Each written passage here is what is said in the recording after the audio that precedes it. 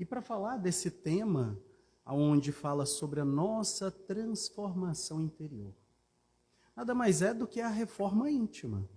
O Espiritismo nos mostra e nos dá o que? O caminho. Nada mais é do que um roteiro seguro para que a gente possa nos olhar e falar assim. Porque é bem interessante, eu achei esse questionamento dentro de mim. E eu queria que vocês se questionassem também nesse momento, né? Quando foi a última vez que você parou e percebeu que não era mais o mesmo? Cada um de nós aqui, ao chegar na casa espírita, chega por alguns motivos. Muitos, ou se não dizer todos nós, né, chegamos pela dor. E aí ficou aqui uma pergunta.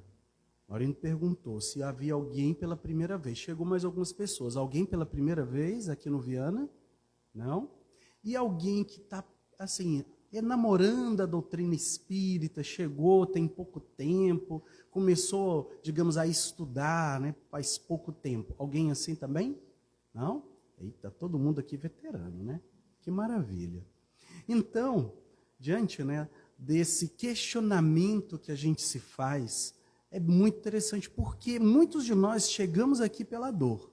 Aí vai passando um tempo, a gente vai, né, se tratando internamente. Essa dor, muitas das vezes, vem com um perdão, vem com uma reconciliação, vem como uma dor enferma, né, do nosso corpo, da nossa alma, e aí vai melhorando com o tempo. E aí a gente para e pensa, nós não somos mais os mesmos. Alguma coisa mudou.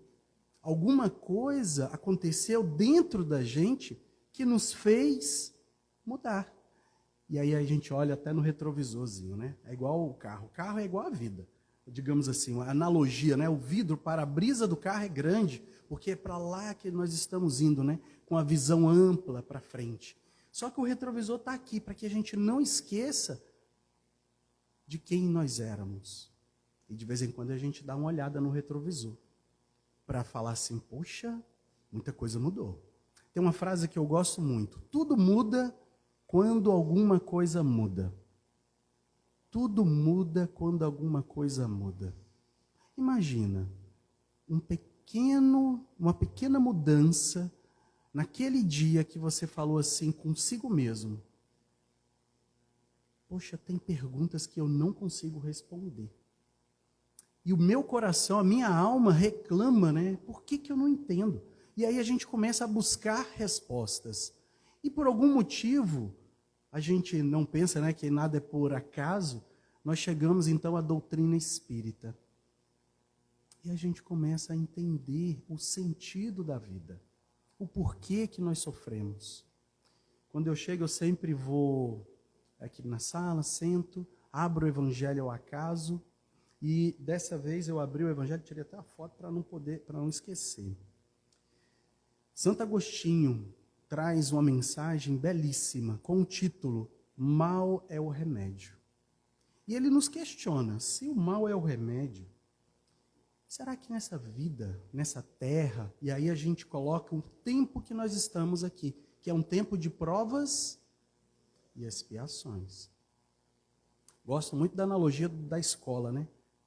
Os nossos filhos, a gente mesmo vai para a escola, a gente estuda, para quê? Para fazer a prova. E se não passar na prova, não passa de ano. Só que esse tempo, né, vamos botar assim, da nossa alma, nós reprovamos. E por isso que nós estamos aqui novamente, estudando, nos reformando internamente, para fazer essa prova, né, que é essa vida inteira, para chegar no final dela e falar assim, check nesse ponto, evoluir, dei um passo.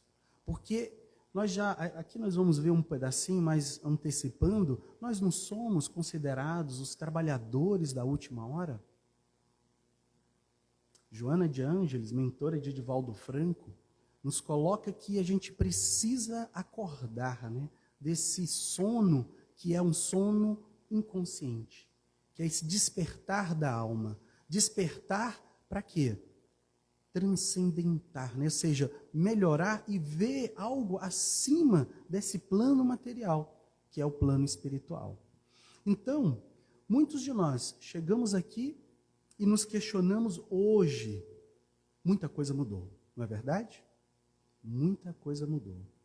Mas diante disso, nós aprendemos que a fé raciocinada, ela é pautada nessa fé que se apoia nos fatores e na lógica, não deixando que os obstáculos nos atrapalhem. Não deixando que o fato de crer, porque a crença, se a gente pautar a fé na crença, a gente vai pautar a fé no que a gente entende. E aí se limita a nossa crença. Por isso chama de crer, né? Crença. Mas se eu tenho a certeza de que Deus existe, que Jesus é o nosso mestre, o nosso guia, né? O governador desse planeta, eu paro de ter aquela crença pautada em mim e coloco a certeza do poder de Deus. Do poder de Deus em nossas vidas. Por isso a fé raciocinada, porque a gente entende que a gente crê porque é o certo. E se compreende o porquê que a gente crê em Deus. Emmanuel traz uma frase, algumas palavras, que ela... Laurinho, seu celular. Que ela nos reflete muito isso. Que a fé inabalável só é aquela que pode encarar de frente com a razão em todas as épocas da humanidade, em todas as épocas do mundo, desse mundo que a gente está. Desde a época de Jesus até aqui, onde nós estamos. Que a fé, segundo Emmanuel, é uma bússola, como se fosse uma lâmpada, né?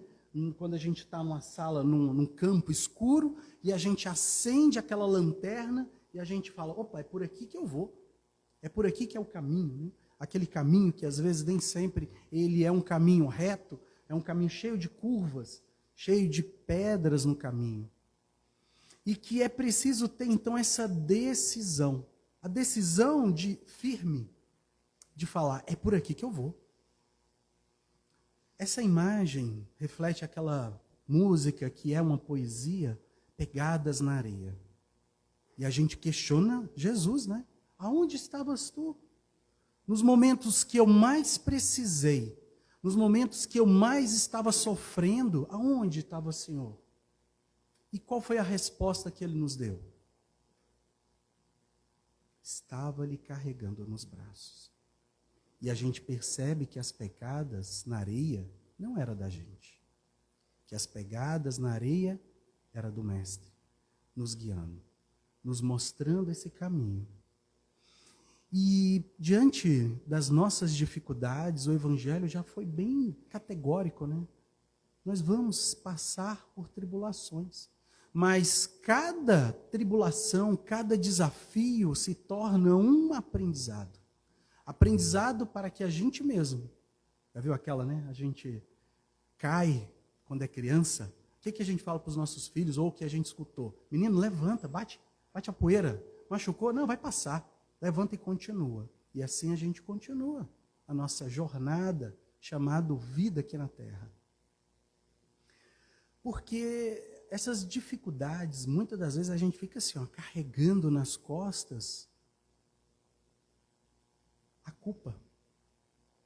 E como lidar com essa utilidade, com essa história que a gente conta para nós mesmos? Porque a culpa, ela se torna essa utilidade porque teve alguma coisa lá no passado. E hoje a gente torna essa culpa como um peso em nossas costas. E por isso esse sentido educativo das provas. É compreender que as dificuldades da vida não são castigos absolutos, mas a oportunidade de crescimento e de aprendizado. A lógica da vida, né? A gente está aqui, muitas das vezes, fala assim, porque o espírito é assim. Nossa, tem um karma, né? Casei com esse rapaz. Meu Deus, que karma é ficar aqui com você, essa coisa. E aí a gente olha para ele e fala assim, meu Deus, e vai construindo essa vida juntos. Muitos dos relacionamentos, a gente, inclusive, foi o tema do nosso último encontro, muitos são por acidentes, mas a grande maioria é providencial. Nós estamos nessa fase ainda providencial, por quê? Os nossos amores ou os desafetos de hoje é o nosso passado transformado em presente. Só que as grandes dificuldades que nós passamos hoje, ela é feita nessa própria encarnação. É aquela dor lá da infância, é aquela dor da juventude, é aquele trauma, né, que nós carregamos, e aí a gente passa com uma desavença relacional. Gosto muito de dizer, nós precisamos, e o Espiritismo nos traz isso, a reflexão e o poder de refletir e colocar em prática. E assim a gente desenvolve a inteligência relacional. Se a gente começa a entender que o perdão é um dos meios pela qual nós tiramos esse peso das costas, isso é transformador. Gosto muito de me colocar como exemplo. Não exemplo para vocês, exemplo para mim mesmo. Porque eu sempre falo a minha história, um pedacinho, né, fragmentos dela. Tenho 2 filhos, né? Agora já, estava com 24, dia 24 desse mês ele faz 25 anos. E o de 21 fez 22 anos. E aí esses 2 rapazes, né, crescemos fazendo muitas aventuras, aí veio a separação, né, com a mãe, que é a minha primeira esposa. Trauma. Veio todo um desenrolar cheio de traumas. Uma juventude ali, ele estava ali na média, né, os 2, um com 10, o outro com 13. Na adolescência, a melhor fase, né? A melhor fase. O mais novo foi expulso da escola, no primeiro ano da separação. O mais velho, com 13, começou então a entrar nesse mundo, né? E descobriu a adicção. Drogas, álcool. Só que a vida é assim, minha gente. É feita de desafios. E aonde ficou esse peso? Aonde ficou essa culpa? Se não nos colo ou nas costas dos pais, da gente. Só que a vida não é feita de oportunidades? E veio então a grande oportunidade. Eu costumo dizer que é como se fosse aquele filho pródigo. Eu, como filho pródigo, que saio, né, dessa linha reta, vou para o mundo gastar tudo que o pai deu, fico em mar de lamas, comendo com porcos, mas há o quê? Um movimento, há uma ação. E qual foi a minha ação? Voltar para casa. A casa do Pai. O encontro com Deus. E nesse momento em que eu retorno, isso é porque eu sou filho, nascido e crescido dentro do Espiritismo. Costumo dizer que eu nasci, antes de eu nascer eu já estava lá, porque minha mãe e minha avó já frequentavam o centro. Então, antes de nascer eu já estava ali, já preparando para a minha encarnação, mas eu me perco no meu caminho. Controla, né? Aí a gente volta para essa rota segura. Então eu cheguei um dia, isso faz uns 6 anos atrás, para os 2. Primeiro falei assim, meu filho, eu sinto muito. Eu sinto muito porque o que vocês passaram. Eu sinto muito pelo processo interno que vocês sofreram. O plano não era esse, mas eu não sou perfeito. Eu erro. E diante do meu erro, a única forma de reparar é pedindo desculpas. Gente, essa palavra, reconciliar, enquanto a gente está a caminho com os nossos entes queridos, que muitas das vezes pode ser os filhos, mas pode ser os nossos pais. E aí o caminho, né, nos coloca sempre em direção, vai sempre nos conduzindo. Veio então a oportunidade. Eu falo que João Pessoa me escolheu. Não foi eu que escolhi João Pessoa não, viu, gente? Eu estava lá em Brasília, lá, meu chefe falou assim, olha, você não vai mais trabalhar aqui, você vai trabalhar agora em João Pessoa, você quer? Aí eu, opa, vamos embora. 50% eu já estava casado novamente agora com a Jéssica, né, minha esposa atual. E aí eu falava, vou buscar o meu 50% restante. Fui até Jéssica, vamos embora. Viemos para cá. E nesse processo de vir para cá, antes de tudo isso acontecer, veio essa conversa com os meus filhos. E isso me tirou esse peso das costas. Ao chegar aqui, quarto para cada um, o mais velho fica em Brasília. Só vem para cá depois de você se tratar. Depois de você fazer uma imersão dentro de você mesmo. Porque o centro que eu frequentava em Brasília é também uma casa de recuperação de adictos. Nada providencial, né? Na vida da gente.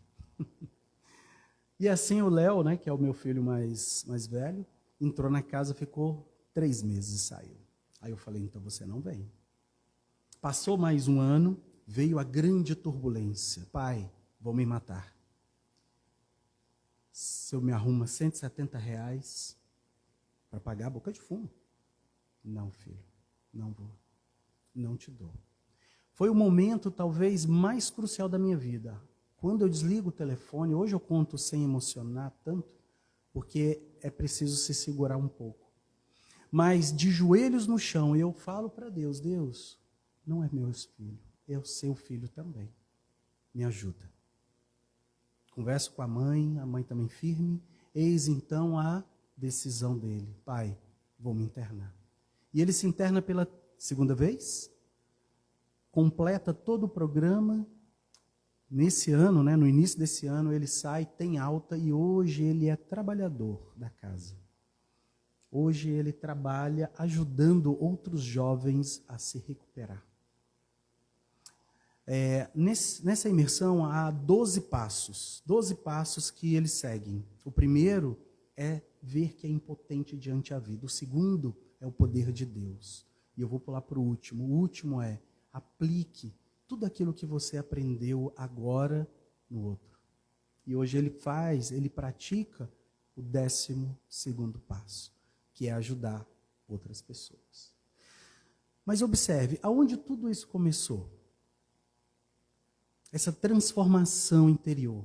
Não foi só a transformação minha, foi a da mãe também. Houve uma reconciliação também com a mãe. Um casamento de 15 anos, que fomos muito felizes, construímos, tivemos dois filhos lindos, maravilhosos, e que hoje nós somos amigos. Hoje ela liga de videochamada para ver Isadora. Isadora, como é que tá? Isadora já está com 10 meses, daqui um dia ela está aqui correndo. E o Derek, né, de 13 anos, que chegou aqui, quando nós chegamos aqui em João Pessoa, nós fomos fazer o Espírita Tour. Alguém já fez Espírita Tour? Aonde que eu vou onde que eu vou chegar, né? Por exemplo, vou conhecer os centros e aonde que eu me afinizo mais, aonde que eu vejo mais a proximidade. Aí quando chega aqui o Derek falou, não, é aqui que nós vamos ficar. Viana de Carvalho. E aqui nós estamos já tem 3 anos. Que maravilha, né?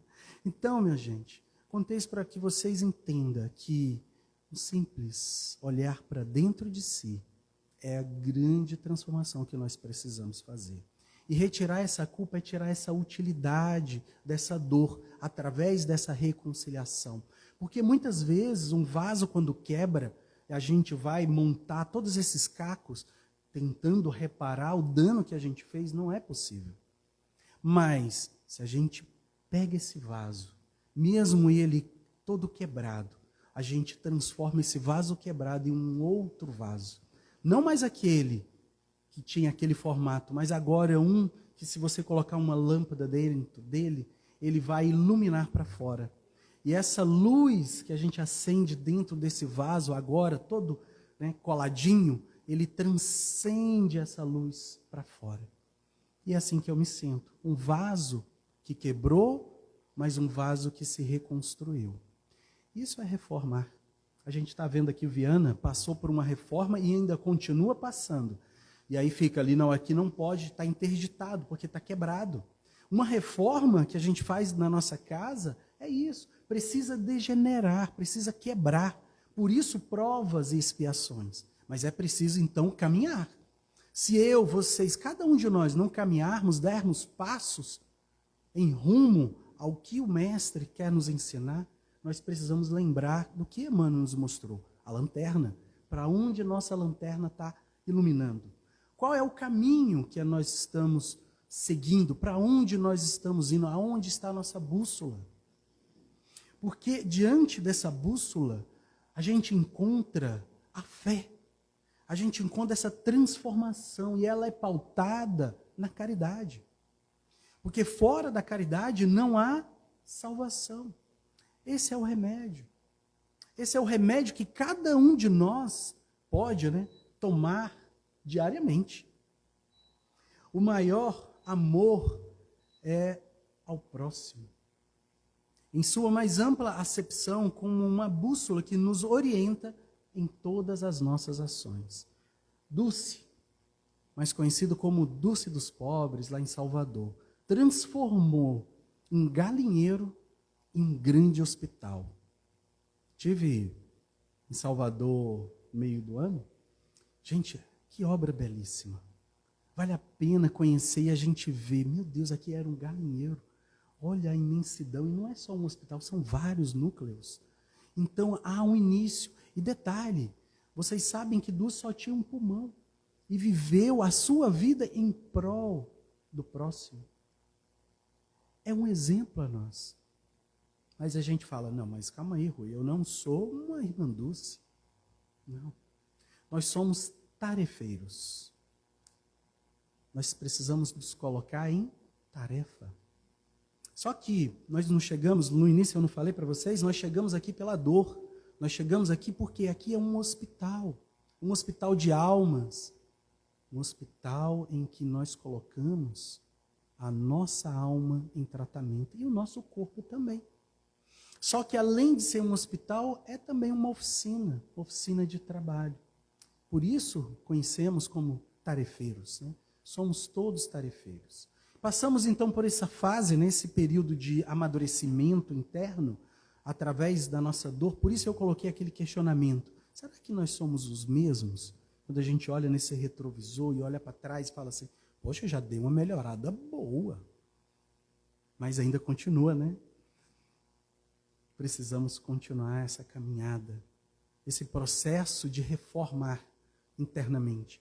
Esse processo que está degenerado, porque o mundo de regeneração, como diz o próprio nome, para se regenerar não precisa estar degenerado, não precisa passar por esse processo de reforma. E por isso, esse processo. Não pensemos que nós vamos para um outro mundo, vamos morrer, vamos para outro mundo, agora de regeneração. Eita, será? Cabe a cada um de nós fazer aquilo que nós precisamos fazer, porque quando a gente está na erraticidade, no mundo dos espíritos, ali estudando, muitos de nós, estudando para quê? Olha, vou prometer de joelhos, vou fazer tudo aquilo que fiz aqui nessa carta. Aí os mentores falam, não, meu irmão, não precisa tudo, não precisa tanto. Só faça um ponto, perdoa. Você vai vir com as pessoas certas. Seu núcleo familiar é o local certo, aonde cada um de nós foi colocado. Para que conseguíssemos, então, fazer esse processo de perdoar. Então, essa transformação moral que nós precisamos, interno, passar é as nossas provas. O verdadeiro testemunho do nosso processo não está no que dizemos de crer, Eu creio em Deus. Mas no que nos tornamos. Onde antes havia mágoa, há o perdão. Onde antes havia impaciência, há mansuetude.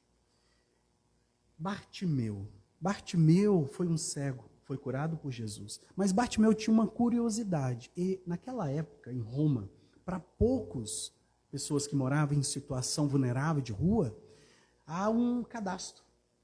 Era colocada uma capa, e nessa capa dizia, essa pessoa, ela não tem condição de trabalhar. Ela é uma pessoa pendente. É como se fosse um atestado, Hoje a gente fala assim, me dê um atestado para eu não trabalhar, e eu quero receber as doações, então eu fico aqui sentadinho, e o pessoal vendo aquela situação, e a capa, dando a ele aquele atestado de incapacidade, só que ele já ouvia. E isso é uma palavra, ouvir. Será que a gente ouve quando a gente se coloca nesse movimento? E saber que o Cristo estava ali passando, chegando, e ele já estava ouvindo, já ouvia, né, as histórias do Messias, aquele Messias que curava, aquele Messias que estava ali e ficou apenas 3 anos entre as pessoas se mostrando como o Messias, como Jesus. E ele escuta, Jesus está chegando. E o que ele faz? Bartimeu levanta. Olha o detalhe, ele solta a capa. Porque o ato de soltar a capa era mostrar que, a partir dali, aquela capa não o pertencia mais. E era certeza, ele não tinha a questão de crer. Eu creio, dentro das minhas limitações. Não. Ele tinha certeza que ele iria ser curado. E Jesus, ao passar e ser, Jesus ouve aquele pedido. Ele escuta Bartimeu, Senhor. E Jesus vai até Bartimeu e chega perto dele e pergunta, o que queres que eu faça? Que eu veja. Bartimeu pediu apenas para que ele veja. E não era ver como nós vemos aqui, mas era ver Jesus, ver essa transcendência dessa alma belíssima, ver o mundo de uma forma não mais como homem, mas como aquele que precisa seguir o Mestre, os ensinamentos do Mestre. E Jesus, por muitas vezes nós sabemos, a sua fé te curou. A sua fé te curou. Perceba que tudo existe o verbo de agir, a ação, acima de tudo, cabe a cada um de nós. A cada um de nós está a ação.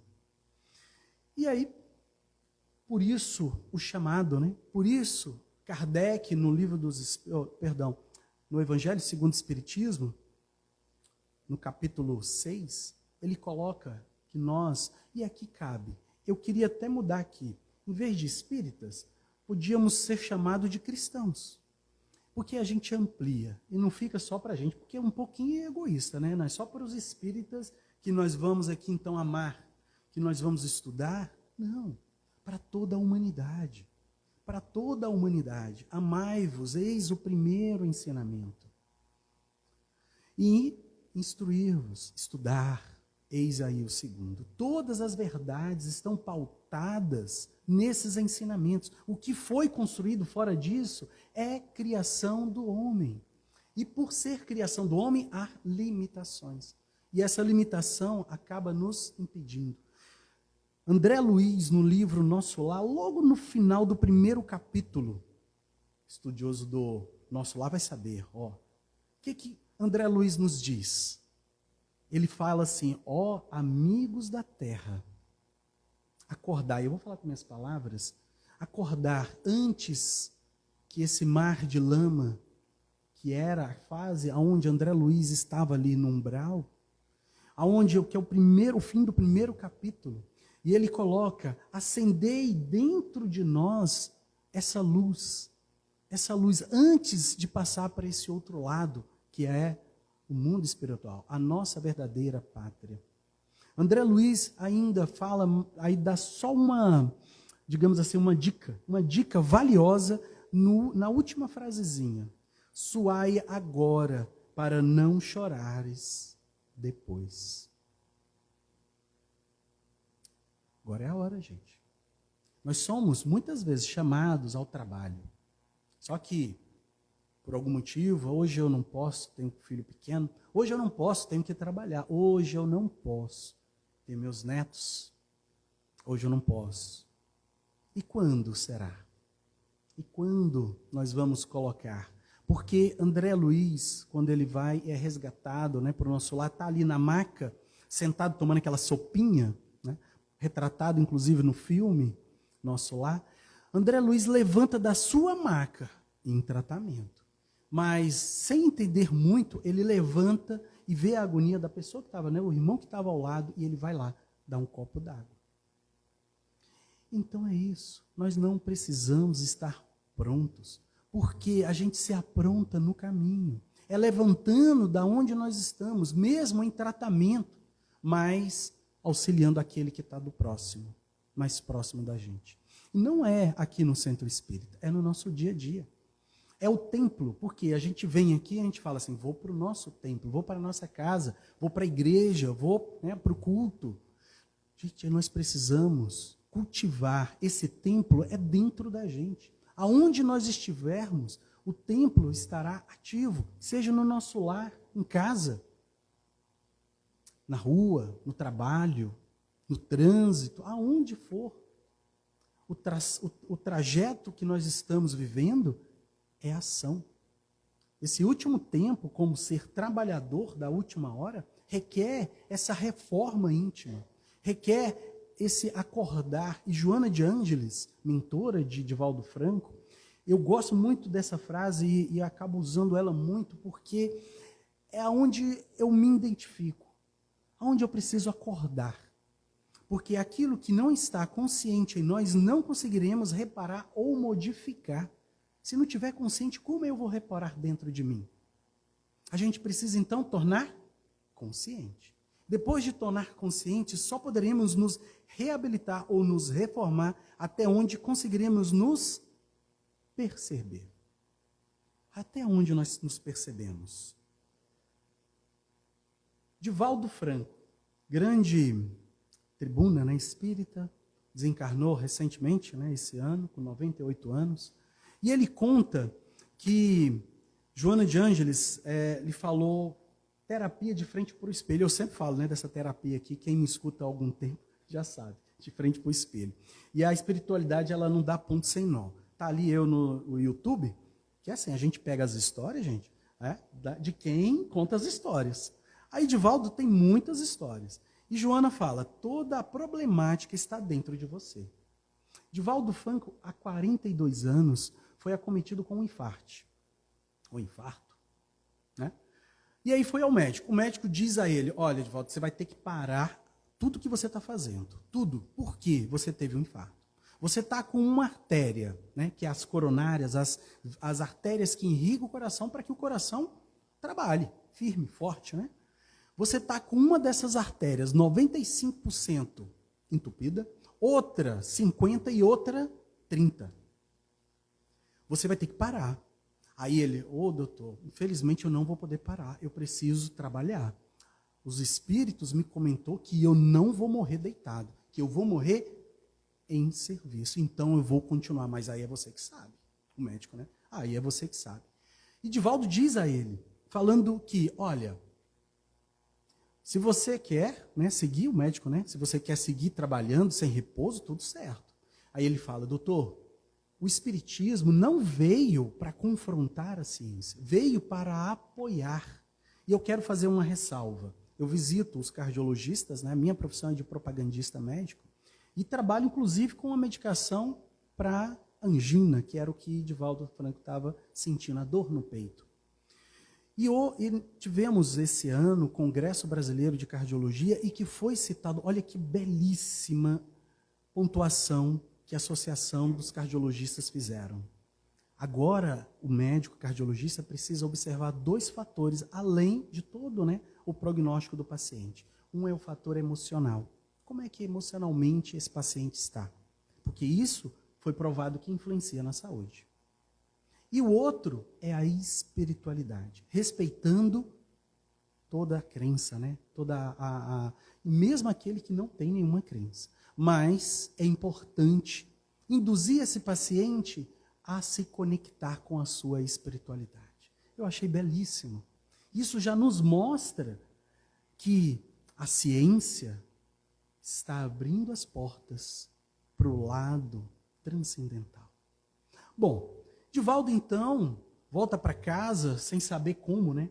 Conduzir a partir dali, como faria. E ele, agoniado com aquela situação, Joana de Ângeles, sua mentora, aparece e diz, Divaldo, toda a problemática está dentro de você.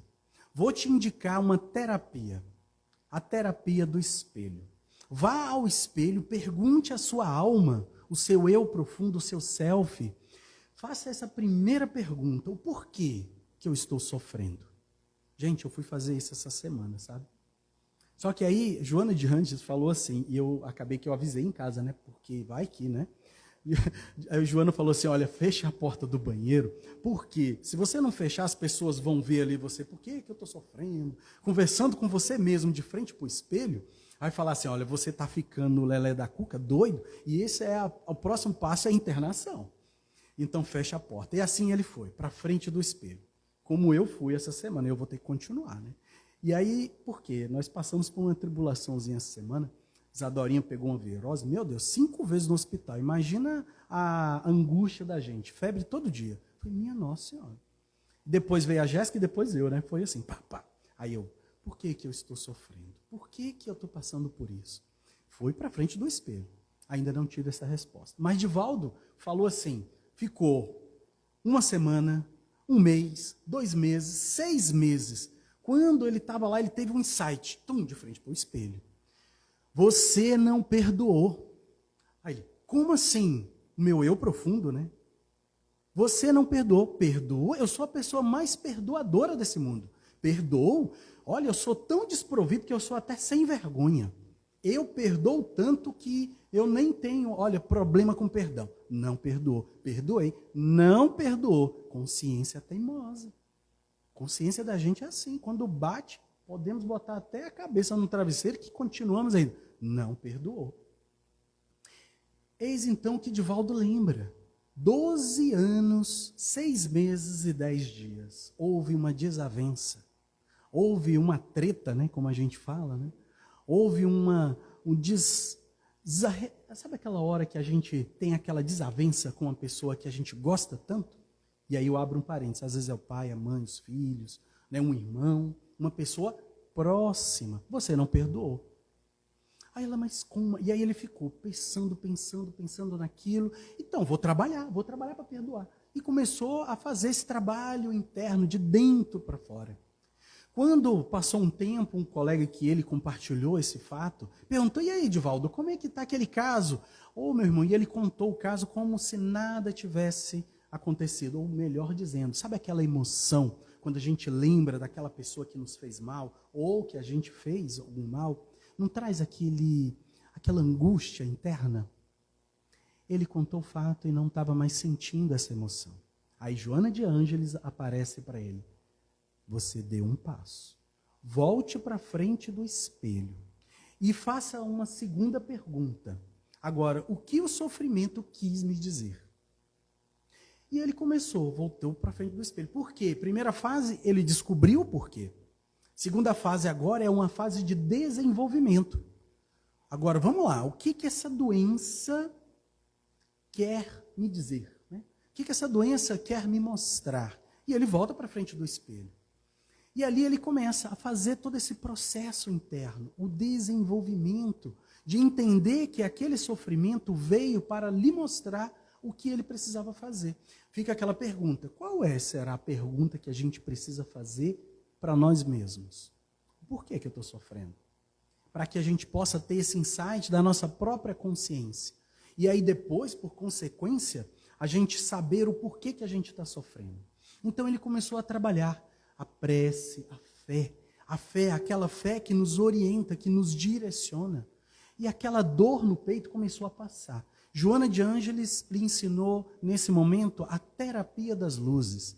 Inclusive, Divaldo faz uma última palestra falando dessa terapia devido ao câncer que ele teve. Não sei se alguém viu, recomendo. O câncer foi diminuindo, até o ponto de não ter. E o médico fala assim, meu Deus, uma pessoa com essa idade, reduzir o câncer, terapia das luzes.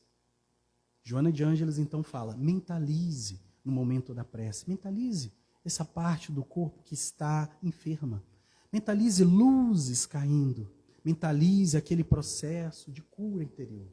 E nós podemos fazer isso, no passe, em casa, fazendo todo esse processo interno, da gente ser protagonista, não só esperar que os espíritos, através dos médiuns, nos coloquem ali em tratamento. Mas nós podemos, então, fazer por nós mesmos também. Eis, então, que a dor do peito do Divaldo Franco foi passando. E Joana de Ângeles, então, aparece novamente para Divaldo. Muito bem, Divaldo. Agora volte ao espelho. Mas minha irmã, de novo. Volte ao espelho e faça a terceira pergunta. O que a doença está lhe ensinando? O que todo esse processo que você passou até aqui lhe ensinou? Isso acontece com a gente. Lembra da primeira pergunta? Nós não somos mais os mesmos. Muita coisa vai mudando. Tudo muda quando alguma coisa muda. Eis então que a sua consciência lhe responde: amar. Amar. Esse é o nosso processo. Jesus não veio aqui na terra para nos ensinar a amar? Esse é o processo de autodescobrimento. Um processo interno que eu só vou fazer se eu estiver de frente para o espelho. Última palestra eu contei uma história do Divaldo e uma pessoa me perguntou: onde é que você leu essa história? Eu falei: não foi no YouTube. Se alguém quiser, esse é o momento, tá? Qualquer coisa no final, se não der tempo, eu volto e deixo nesse slide. Mas essa palestra que o Divaldo conta, ela é um pouco maior, eu só reduzi aqui para a gente pegar justamente a essência dessas 3 fases. A fase em que cada um vai precisar, primeiro, saber por que está sofrendo. A segunda, trazer o que esse processo quer nos dizer, um processo de desenvolver dentro da gente a fé. E por último, o processo de se conhecer. Estar de frente para o espelho e ver que, de fato, será que eu estou indo bem nessa jornada? Será que eu estou conseguindo dar os passos que eu mesmo, o meu eu profundo, o meu espírito, se propôs? Porque diante das nossas dificuldades, nós somos chamados ao trabalho. Joana de Ângeles sempre vai estar nos questionando, né? Que o trabalhador, convidado pela sua consciência lúcida do dever, é estimulado a superar si mesmo. Nós somos estimulados a superar a nós mesmos, para conseguir, assim, tomar esse remédio. Perceba que fora da caridade, de fato, não há salvação. O Espiritismo veio para revelar que aqui nós estamos por providência divina. E que nós precisamos nos movimentar. E ela conclui que esse processo de nos conhecer é investir as suas melhores energias na vivência e divulgação da mensagem do Cristo. A frase de Francisco traduz muito isso. Francisco de Assis, quando ele fala: pregai o evangelho em todo o tempo. Se precisar, use palavras. São as nossas atitudes. É aquilo que a gente faz sem precisar falar nada. Então, esse processo de regeneração, porque o que nós vimos até aqui foi que nós estamos num processo de reforma, porque estamos degenerados. E para entrar nesse mundo de regeneração, que nós estamos na última hora, a próxima hora é a regeneração. Então, a gente precisa então praticar a caridade, foi o que nós falamos, cultivar esse perdão, porém agora consciente. Além desse perdão consciente, dedique-se ao estudo do Evangelho. Culto no Lá em Casa é uma ótima forma de estudar o Evangelho. Olha, eu gosto sempre de dar o Evangelho. Aqui alguém não tem o Evangelho em casa? Não tem? Todos têm. Opa! Você ganhou o Evangelho, viu? Alguém dê para ela. Eu abri o acaso e botei aqui dentro, não sei aonde está. Mas qual é a intenção? Olha lá, ela vai levantar a mãozinha. Toda vez, é impressionante, você vai fazer o Evangelho em casa, e é assim, a espiritualidade sabe o que a gente precisa. A gente abre ao acaso, e quando a gente abre, parece que estava assim, né? Poxa, Senhor, tinha que ser tão direto assim. E vem como uma providência. Aí a gente faz o Evangelho em 3 etapas. Primeiro, pede aos bons espíritos, nosso anjo de guarda, através de uma prece, que todos estejam ali. Escolhe uma hora da semana, fidedigna, né? Lá em casa a gente faz todo domingo 8h30. A gente fazia 8, mas aí a Isadora começou a dormir 8, aí ficava, não, então 8h30. Dá tempo. E aí faz essa prece inicial, depois abre o evangelho, vê essa mensagem, discute, conversa com as pessoas da casa. Se tiver criança, eu gosto sempre de dizer, entre no mundo delas, vá para o chão, faça o evangelho, faça uma espécie de dinâmica que corresponde ao entendimento da criança. Ele vai se engajar mais, né? A criança sempre engaja mais.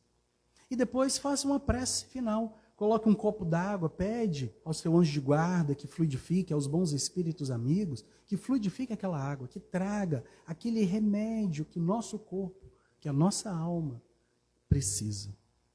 E pode ter certeza, não dá tempo. Eu tenho várias histórias sobre o nosso culto lá em casa. Até de cura, viu, gente? É impressionante. Funciona mesmo.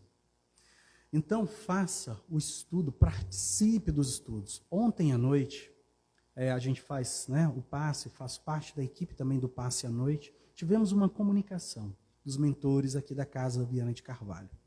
E eles diziam que a importância do estudo, a importância de continuar estudando. A casa passa por essa reforma, não é só essa reforma física, é uma reforma também interior. Viana de Carvalho está, como se diz, se reformando de dentro para fora. E o estudo é o caminho. E faça a sua autoavaliação diária. Todos nós sabemos, vou só pincelar a questão 919 do Livro dos Espíritos, onde Kardec faz a pergunta, o que é preciso para que a gente possa vencer a nós mesmos, as nossas más tendências? E a resposta dos Espíritos seguia o conselho daquele sábio da antiguidade, conhece a ti mesmo. E Santo Agostinho conclui essa parte que eu acho um texto belíssimo. Ao final de cada dia, chegou a noite, coloquei a cabecinha no travesseiro e faça uma autoavaliação. Como é que foi meu dia? O que eu fiz de bom? Será que eu posso melhorar? O que eu fiz de ruim? Qual foi o mal que eu causei? Será que eu posso reparar? Posso pedir um sinto muito? Talvez esse é o processo de tirar aquela pedra em cima das nossas costas. Diante de toda essa narrativa de reforma íntima, só dá para fazer isso, gente, olhando para nós mesmos. Não dá. Nós chegamos aqui com uma tarefa e vamos sair daqui concluindo ou não. Depende da ação de cada um de nós. Jesus nos coloca através de João que neste mundo todos nós vamos ter aflições. Nós vamos ter dificuldades, mas que nós tenhamos um bom ânimo. Jesus venceu a vida. Não porque aqui é uma frase tirada de tantos anos atrás. Hoje nós sabemos que Jesus veio para se colocar como exemplo. O exemplo do amor. E que a dor, que é essa dor humana, por mais que a gente vê ele sofrendo, foi necessário. E ele, como governador desse planeta, se fez como exemplo para ser o nosso guia, para ser aquele que nos orienta. E não podia faltar, então, quando a gente fala sobre essa reforma íntima, esse texto de Joana de Ângeles, que fala sobre a gente continuar amando, continuando o que é a descobrir a nós mesmos. Porque não para a gente não se preocupar, mas siga amando. Que ao final desta jornada chamada vida, ao olhares para trás, perceberás que as pessoas, os problemas e até mesmo este mundo nunca existiram como tu os vias. Eles só foram colocados em torno de ti para te dar a oportunidade de evoluir enquanto espírito. Se tiveres assim, na consciência da imortalidade da tua existência divina, quando chegares o último dia deste corpo, aqui na terra, verás que a luta nunca foi contra o outro. E o tempo inteiro foi entre você e você mesmo. O maior desafio da criatura humana é a própria criatura humana. Percebe que nós estamos nessa jornada para nos descobrir, para reconciliar, como diz Jesus, enquanto estamos a caminho com aquele nosso irmão. É aquela desavença mesmo, que você está aí, que eu estou aqui pensando. A oportunidade, minha gente, é agora. É hoje. É hoje. Então, que fiquemos com essa mensagem de Joana e possamos, então, nos colocar de frente para o espelho. Eu vou continuar minha terapia, viu, gente? Recomendo a vocês, mas olha, não esqueça, feche a porta. E antes de começar, não faça aquela pergunta, espelho, espelho meu, né? Vamos pensar no meu eu profundo. E aí? E olha, vou falar para vocês, não é fácil. Porque quando a gente se olha no espelho, a gente dá até uma timidez, sabe? A gente olha, tira o olhar, olha de novo. Olha, aí fica olhando, tira o olhar. Aí começa, né? Nossa, eu estou com uma ruguinha aqui. Meu Deus, não tinha percebido. Nossa, eu estou com uma manchinha aqui. Eu estou ficando velho. Aí a gente começa a namorar nós mesmos. Isso é um processo que nós só temos um início. E o processo é feito de meio. O fim é um progresso. E o progresso está lá na frente. Gente, obrigado mais uma vez.